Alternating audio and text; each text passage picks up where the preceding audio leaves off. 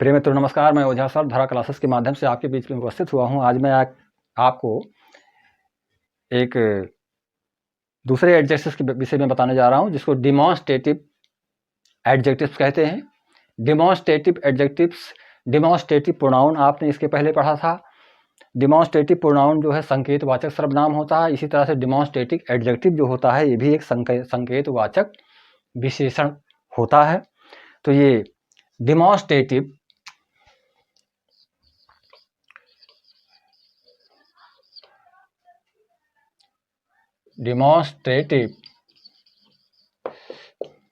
Adjectives जो होता है इसको हम संकेतवाचक विशेषण कहते हैं। आपको कोई प्रॉब्लम नहीं होनी चाहिए, क्योंकि इसके पूर्व में आपने डिमॉन्स्ट्रेटिव प्रोनाउन के विषय में पढ़ रखा है। तो ये डिमॉन्स्ट्रेटिव एडजेक्टिव्स आपका है। डिमॉन्स्ट्रेटिव एडजेक्टिव जो होता है वो संकेत के बारे में बताता है, इशारा करता है। सेंटेंस में ये चीज़ें हमको बराबर मिलती हैं, तो उसको हम डिमॉन्स्ट्रेटिव एडजेक्टिव्स के रूप में समझ सकते हैं। अब इसको हम किस रूप से एक परिभाषा के तहत कि किसी नाउन और प्रोनाउन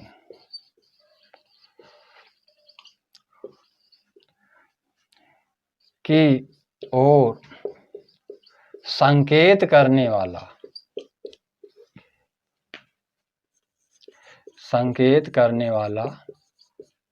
विशेषण, संकेत करने वाला जिसको हम किसी रूप में समझ सकते हैं एडजेक्टिव्स या विशेषण। एडजेक्टिव्स डिमॉन्स्ट्रेटिव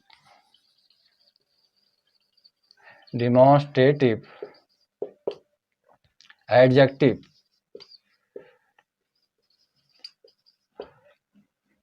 कहलाता है।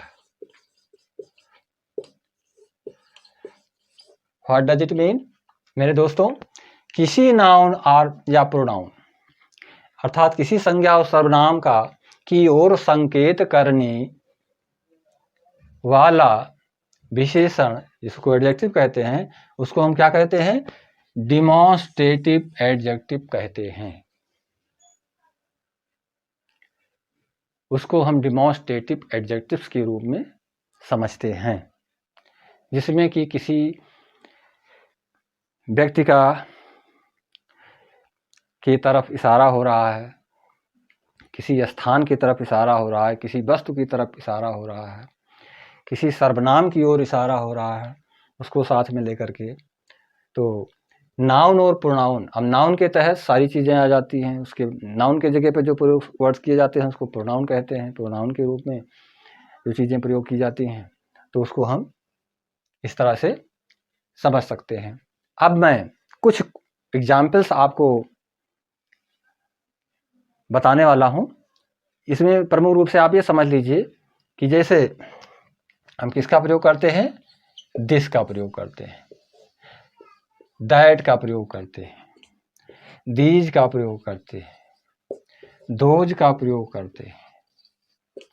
तो ये सारे वर्ड्स, इन सारे वर्ड्स को हमने आपको डिमॉन्स्ट्रेटिव प्रोनाउन के तहत पढ़ा रखा है, जिसको आपको बता दिया गया है। तो आप उसमें किसी प्रकार से हेजिटेशन महसूस नहीं करेंगे। इन्हीं चीज़ों का प्रयोग हम डिमॉन्स्ट्रेटिव एडजेक्टिव के रूप में यहाँ पर करेंगे। मेरे दोस्तों, किसी भी स्टेप को समझने के लिए स्टेप वाइज स्टेप जानकारी होना आवश्यक होता है। इसीलिए मैंने सबसे पहले जो है नाउन बताया, उसके बाद प्रोनाउन बताया, अब प्रोनाउन के बाद एडजेक्टिव्स बता रहे हैं कि आपको जो चीज़ें बताई जाएं वो पूर्व में किसी प्रकार से पूर्व वाली चीज़ें आपका सहयोग करें। वर्तमान में जो आप सीख रहे हैं वो पूर्व वाली चीज़ें आपको प्रेजेंट में जो जानकारी प्राप्त कर रहे हैं पास्ट की वजह से उसको पूरी तरह से जान पाएं।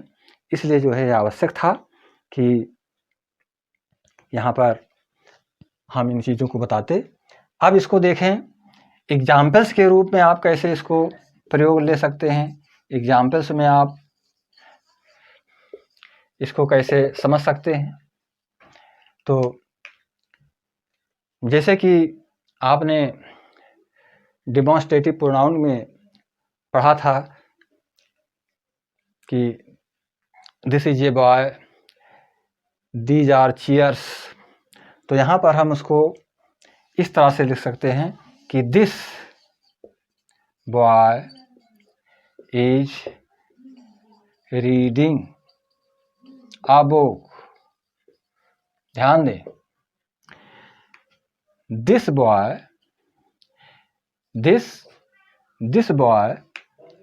Is reading a book. इसमें देख रहे हैं आप कि ये क्या है, बॉय इज द नाउन। अब नाउन आपको मैंने बता दिया है कि नाउन में पूछा जाए कौन सा नाउन है ये, तो आप बताएंगे ये कॉमन नाउन है। बॉय क्या है, कॉमन नाउन। तो इसका हम इसको जोड़ दिए किससे, दिस से। ये दिस बॉय का मतलब यह लड़का, संकेत किया जा रहा है कि यह लड़का। तो यहाँ पे this boy, this is indicating here to boy, ये बॉय को इंडिकेट कर रहा है दिस, और इसलिए यहाँ पे सिंगुलर नंबर वर्ब लिंकिंग प्रयोग की गई, रीडिंग अ बुक। इसी प्रकार से हम यहाँ कह सकते हैं कि that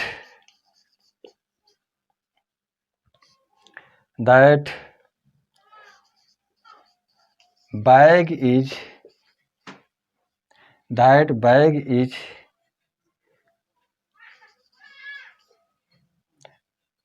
my, that bag is my, that bag का प्रयोग जैसे दैट मीन्स वह होता है, दैट बैग इज माइन, यहाँ पे हम माइन का प्रयोग कर देंगे। वह बैग मेरा है, तो बैग की तरफ इशारा किया जा रहा है, तो यहाँ पर भी डिमॉन्स्ट्रेटिव प्रोनाउन का प्रयोग किया जा रहा है। इसी प्रकार से आप समझ सकते हैं कि इन का प्लूरल जो होता है, दिस और दैट का प्लूरल क्या होता है, दीज एंड दोज। ये दोनों डिमॉन्स्ट्रेटिव प्रोनाउन के तहत आते हैं। तो दिस का प्लूरल क्या होगा, दिस का प्लूरल दीज, और दैट का प्लूरल दोज। दिस का प्रयोग निकट के लिए करते हैं, दैट का प्रयोग दूर के लिए करते हैं। तो एक निकटता बताता है, एक दूरी बताता है, लेकिन दोनों का सिंगुलर और प्लूरल होता है। तो अब इसको हम थोड़ा डिटेल में समझा दें आपको, जिससे आपके समझ में ये चीज़ें आ जाएं। तो दिस लिखते हैं पहले, और इसका प्लूरल दीज हो जाएगा, दिस का प्लूरल दीज। अब इसके साथ हम यहाँ लिख सकते हैं this girl is reading a book. ध्यान दें मेरे दोस्तों, this girl is reading a book. तो यहाँ पर दिस चूंकि था, ये सिंगुलर नंबर था, और गर्ल भी सिंगुलर नंबर है, इसलिए इसके साथ में किसका प्रयोग किया गया, इज का। तो ये आपका डिमॉन्स्ट्रेटिव एडजेक्टिव का कार्य कर रहा है कि this girl is reading a book. इसी प्रकार से इसका प्लूरल हो गया, तो दीज गर्ल्स यहां कर देंगे, these girls are reading a book. यहां ध्यान दें, क्योंकि दिस का प्लूरल क्या है, दीज, और निकटता के लिए हम दिस का प्रयोग करते हैं, पास के लिए, निकट के लिए, निकटता बताता है ये। तो दिस का प्लूरल क्या होता है, दीज। तो चूंकि ये प्लूरल नंबर में है, तो इसलिए गर्ल्स भी प्लूरल नंबर में प्रयोग किया गया है। तो इसके लिए हम दीज गर्ल्स करेंगे और दीज गर्ल्स का जो किया तो यहाँ पर आर क्या हो जाएगा, ये भी प्लूरल नंबर में हो जाएगा। मेरे दोस्तों सेंटेंस एक ही है लेकिन ये सिंगुलर नंबर में है, ये प्लूरल नंबर में है। तो these girls is reading a book, इसी तरह से these girls are reading a book हो जाएगा। ये लड़कियां एक पुस्तक पढ़ रही हैं और ऊपर है यह लड़की एक पुस्तक पढ़ रही है। अब हम इसी को दैट के रूप में लिख रहे हैं कि that boy is reading a book. That दूर के लिए प्रयोग किया जाता है, दूरी बताने के लिए संकेत किया जाता है। यदि कोई व्यक्ति वस्तु स्थान हमसे दूर हो तो उसके लिए हम दैट का प्रयोग करते हैं। तो दैट बॉय सिंगुलर नंबर में चूंकि है तो इसका प्रयोग हम यहाँ पर इस रूप में कर रहे हैं कि दैट के साथ में बॉय का प्रयोग किया गया तो सिंगुलर नंबर की वर्ब की प्रयोग की गई लिंकिंग यहाँ पर। तो that boy is reading a book, वह लड़का एक पुस्तक पढ़ रहा है। इसी तरह से हम इसका प्लूरल लिखेंगे तो दैट का प्लूरल क्या होता है, those. Those boys are reading a book. अब ध्यान दें कि दैट का प्लूरल क्या है, दोज। तो ये भी यहाँ पर देख रहे हैं आप कि चूंकि प्लूरल नंबर का नाउन लगा हुआ है, प्लूरल नंबर का डेमोन्स्ट्रेटिव एडजेक्टिव्स है, तो इसको हम इस रूप में प्रयोग करेंगे कि those boys are reading a book, वह लड़के एक पुस्तक पढ़ रहे हैं। तो आप देख रहे हैं कि what is differences in these sentences. तो यहाँ पर ध्यान दें कि दिस का प्लूरल क्या बना, दीज। दैट का प्लूरल क्या बना, दोज।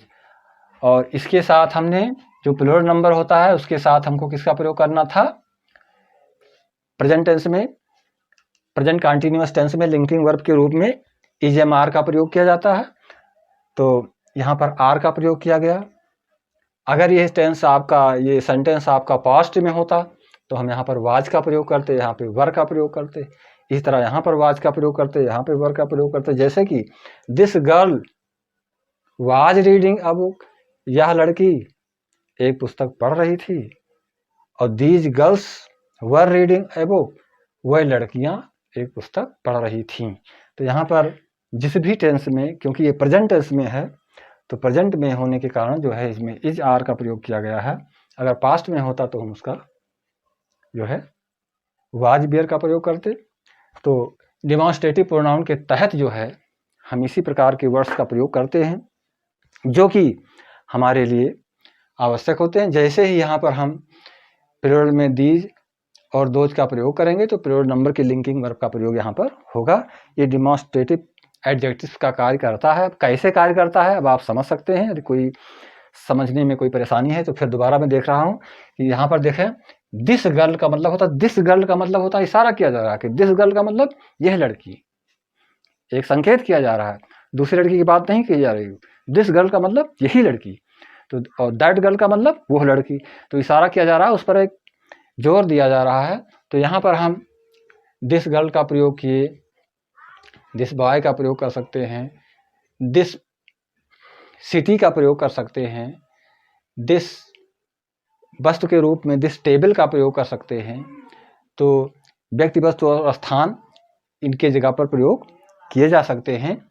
आप ध्यान देंगे और इनको जो है व्यक्ति, वस्तु और स्थान के रूप में प्रयोग भी करना आवश्यक है। आप लोग अलग अलग तरीके से इसका प्रयोग करेंगे। जैसे this country is very beautiful, अपने कंट्री का नाम कर दिया, प्लेस हो गया। This city is very attractive, तो सिटी का प्रयोग कर सकते हैं। These cities are very attractive, these things are very attractive, these trees का प्रयोग कर सकते हैं। तो ये सारी चीज़ें वस्तु, व्यक्ति और स्थान सबके लिए प्रयोग की जा सकती हैं। तो ये कुल मिलाकर के डिमॉन्स्ट्रेटिव का कार्य करते हैं, संकेत का कार्य करते हैं। संकेत के कार्य करने के कारण जो है इनको डिमॉन्स्ट्रेटिव एडजेक्टिव के रूप में जाना जाता है मेरे दोस्तों। और इसमें किसी प्रकार की कोई मतलब ऐसी चीज़ नहीं है जिसको आप ना समझ पाएँ। तो ये डिमॉन्स्ट्रेटिव प्रोनाउन में एडजेक्टिव मैंने आपको आज बताए हैं। और इन्हीं के साथ चैनल को लाइक सब्सक्राइब करेंगे और अपने मित्रों के बीच में शेयर अवश्य करेंगे। और यदि कोई चीज़, कोई तथ्य, कोई बातें, कोई चीज़ें आपको समझ में ना आई हो तो उसको कमेंट के रूप में आप उसे बता सकते हैं मेरे दोस्तों। तो मैं आज का वीडियो यहीं पर क्लोज कर रहा हूँ। अगले वीडियो में फिर आपसे मुलाकात होगी। तब तक के लिए नमस्कार, जय हिंद, जय भारत।